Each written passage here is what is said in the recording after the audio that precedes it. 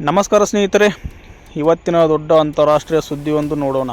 ಪಾಕಿಸ್ತಾನದ ರಾಜಧಾನಿ ಇಸ್ಲಾಮಾಬಾದ್ನಲ್ಲಿ ಭೀಕರ ಬಾಂಬ್ ಸ್ಫೋಟ ನಡೆದಿದ್ದು, ಈ ಘಟನೆ ಇಡೀ ದೇಶವನ್ನೇ ಬೆಚ್ಚಿ ಬೀಳಿಸಿದೆ. ಮಾಹಿತಿ ಪ್ರಕಾರ, ಒಂದು ಮಸೀದಿಯಲ್ಲಿ ಜನರು ಪ್ರಾರ್ಥನೆ ಮಾಡುತ್ತಿದ್ದ ಸಮಯದಲ್ಲೇ ಏಕಾಏಕಿ ಭಾರೀ ಸದ್ದು ಕೇಳಿಬಂದಿದೆ. ಅದು ಸಾಮಾನ್ಯ ಸದ್ದು ಅಲ್ಲ, ಆತ್ಮಹತ್ಯಾ ದಾಳಿ ಮೂಲಕ ಮಾಡಲಾದ ಬಾಂಬ್ ಸ್ಫೋಟ ಅಂತ ಅಧಿಕಾರಿಗಳು ಹೇಳುತ್ತಿದ್ದಾರೆ. ಸ್ಫೋಟದ ತೀವ್ರತೆ ಅಷ್ಟು ಜಾಸ್ತಿಯಾಗಿತ್ತು, ಸುತ್ತಮುತ್ತಲಿನ ಪ್ರದೇಶದಲ್ಲಿ ಗಾಬರಿ ವಾತಾವರಣ ನಿರ್ಮಾಣ ಆಯಿತು. ಈ ದುರ್ಘಟನೆಯಲ್ಲಿ 30ಕ್ಕೂ ಹೆಚ್ಚು ಜನರು ಸ್ಥಳದಲ್ಲೇ ಸಾವನ್ನಪ್ಪಿದ್ದಾರೆ ಅನ್ನುವ ವರದಿಗಳು ಬಂದಿವೆ.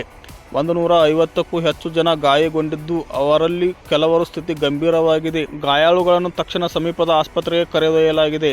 ಆಸ್ಪತ್ರೆಯಲ್ಲಿ ತುರ್ತು ಚಿಕಿತ್ಸೆ ನೀಡಲಾಗಿದೆ. ಸ್ಫೋಟ ನಡೆದ ತಕ್ಷಣವೇ ಭದ್ರತಾ ಪಡೆಗಳು ತಕ್ಷಣ ಸ್ಥಳಕ್ಕೆ ಧಾವಿಸಿ ಪ್ರದೇಶವನ್ನು ಸಂಪೂರ್ಣ ಸೀಲ್ ಮಾಡಿದೆ. ಶಂಕಾಸ್ಪದ ವ್ಯಕ್ತಿಗಳಿಗಾಗಿ ಶೋಧ ಕಾರ್ಯ ಕೂಡ ಆರಂಭವಾಗಿದೆ. ಈ ದಾಳಿಗೆ ಒಂದು ಉಗ್ರ ಸಂಘಟನೆ ಜವಾಬ್ದಾರಿ ಹೊತ್ತಿದೆ ಎನ್ನುವ ವರದಿಗಳು ಬರುತ್ತಿವೆ. ಸ್ಥಳೀಯ ಜನರ ಪ್ರಕಾರ, ಪ್ರಾರ್ಥನೆ ನಡೆಯುತ್ತಿದ್ದ ಸಮಯದಲ್ಲಿ ಜನ ತುಂಬಿಕೊಂಡಿದ್ದರು. ಅದೇ ಸಮಯ ಟಾರ್ಗೆಟ್ ಮಾಡಿ ದಾಳಿ ಮಾಡಲಾಗಿದೆ ಎಂದು ಹೇಳಲಾಗುತ್ತಿದೆ.